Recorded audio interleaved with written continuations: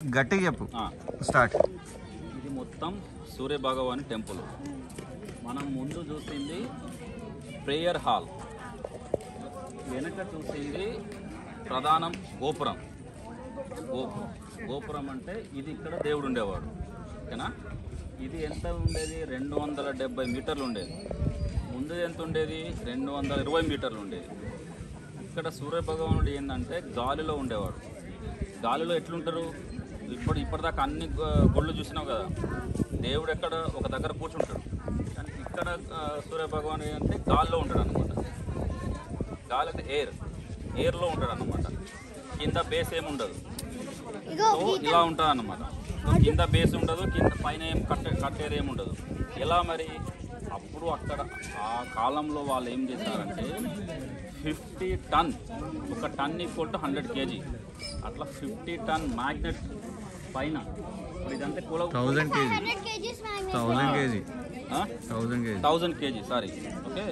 50 టన్ దాన్ని మ్యాగ్నెట్ని పైన పెట్టేసి ఆ పవర్కి సూర్య భగవానుడు లేచి ఉండేవాడు అనమాట గాల్లోనే.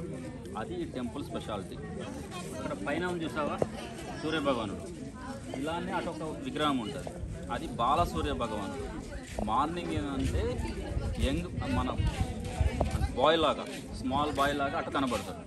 ఆఫ్టర్నూన్ వచ్చేసరికి ఇది, ఓకేనా, యంగ్ మే యంగ్ లాగా కనబడతాడు. ఓకేనా, అటు ఒకటి ఉంటుంది ఈవినింగ్ ఏంటంటే అలసిపోయి, అంటే ఈవినింగ్ టైర్డ్ అయిపోయి డల్గా అటు ఉంటుంది అనమాట. ఇక్కడ 3 విగ్రహాలు ఉంటాయి సూర్య భగవానికి ఇద్దరు వైపు ఛాయాదేవి, సంధ్యాదేవి. ఛాయాదేవి గుడి అక్కడ. ఎన్ని వీల్స్ ఉంటాయి? నువ్వు వీల్స్ చూసావా? వీల్స్ మధ్యలో ఎన్ని వీల్స్ ఉంటాయి? 24 వీల్స్ ఉంటాయి, ఓకేనా. ముందట ఎలిఫెంట్ ఉంది, ఇంకోటి లయన్ ఉంది. ఎలిఫెంట్ పైన లయన్ ఉంది. ఎందుకుంది? మనిషికి బుద్ధి, ధనం, ఓకే, శక్తి. ఏ ముగ్గురిట్లలో ఈ 3 ఉన్నాయి అన్నమాట. అయితే బుద్ధి ఉంటుంది, బుద్ధి శక్తి ఉంటుంది, ధనం ఉండదు. శక్తి ఉంటుంది, ధనం ఉండదు, బుద్ధి ఉండదు. ఆ 3 ఉన్నాయనుకో వాళ్ళు దేవుడు అవుతారు. దాన్ని చూపించడానికి అప్పుడు ఎవరైతే కట్టిల్లో వాళ్ళు అట్లా చూపించాలన్నమాట. కింద ఎలిఫెంట్ ఉంటుంది, పైన లయన్ ఉంటుంది. లయన్ ఎలిఫెంట్ పైన పడుకుంటారు అనమాట. ఈ మెయిన్ గోపురంలో ఒక 2 ఉండేవి, అక్కడ ఉన్నాయా అవి? అది మెయిన్ టెంపుల్లో ఉండేవి. అప్పుడు బ్రిటిష్ వాళ్ళు 1903 ఇయర్లో దీనిపైన అటాక్ చేశారు. ఓకే, అటాక్ చేసి ఏం చేశారు? ఫస్ట్ మ్యాగ్నెట్ని డిస్ట్రాయ్ చేశారు. అంటే మ్యాగ్నెట్ తీసేశారు, బాంబు పెట్టేసి. ఆటోమేటిక్గా గుడి కూలిపోయింది, ఓకేనా.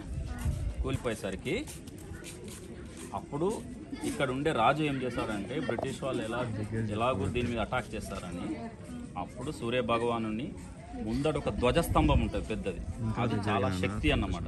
ఆ ధ్వజస్తంభం నుంచి సూర్యకాంతి పడి డైరెక్ట్ సూర్యుని మీద, సూర్య భగవాని నుదుటి పైన పడేదన్నమాట. అట్లా వాళ్ళు దాన్ని ధ్వజస్తంభాన్ని సూర్య తిలక్ అంటారు దాన్ని. అయోధ్యలో చూసావు కదా మొన్న, ఒకటి డైరెక్ట్ వచ్చి తిలకం, సూర్య తిలకం, ఇక్కడ కూడా ఇలా అలానే ఉండేది. అప్పుడు రాజు ఏం చేశాడు? ఈ మెయిన్ టెంపుల్లో ఉన్న విగ్రహాన్ని ప్లస్ ధ్వజస్తంభాన్ని తీసుకుపోయి పూరిలో పెట్టారు. ఇప్పుడు పూరిలో కూడా సూర్య భగవాన్ టెంపుల్ ఉంటుంది. అక్కడ నీకు ఇక్కడ సూర్య భగవాన్ విగ్రహము ప్లస్ ధ్వజస్తంభం 2 నీకు అక్కడ కనబడతాయి. ఇది సూర్య భగవాన్.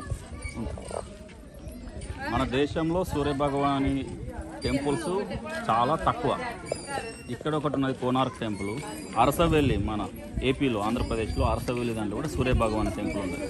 ఎక్కడ పోయినా నీకు హనుమంతుని గుడి, వెంకటేశ్వరుని గుడి, దాని తర్వాత ఇంకా లక్ష్మీనరసింహ స్వామి గుడి ఉంటాయి, కానీ సూర్య భగవాన్ గుడి చాలా తక్కువ. సో ఇదొకటి అరసవెల్లిలో ఒకటి ఉన్నది. టోటల్ 2 అంటే పెద్దవి, ఓకేనా. సో ఎవరు దీన్ని కూలగొట్టారు? బ్రిటిషర్స్, ఓకేనా. అది ప్రేయర్ హాల్ కంటే దీనికి 1.5 టైమ్స్ ఎక్కువ ఉండేది గోపురం. ఇప్పుడు గోపురం మనకు కనబడుతుందా? మొత్తానికి డిమాలిష్ చేశారు, డిస్ట్రాయ్ చేశారు. ఓకే, అది అర్థమైందా? You got it?